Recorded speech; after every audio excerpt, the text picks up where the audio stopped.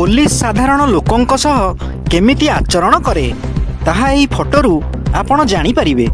एई फोटोटी social media रे viral हेउछि। एथिरे देखा जाउछि कि गोटिए थाना भितरे जणे वयस्क लोक बसिछंती।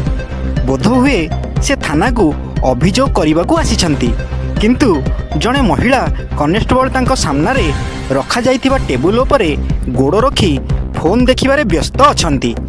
जणे वयस्क लोक सेठी बसिथिले भी से अति अभद्रंक परी आचरण करुछंती। एई फोटोटी भाइराल हेबा परे तांको विरुद्धरे शृंखलागत कार्यानुष्ठान ग्रहण करबाकू सबु महलरू दाबी होइथिला।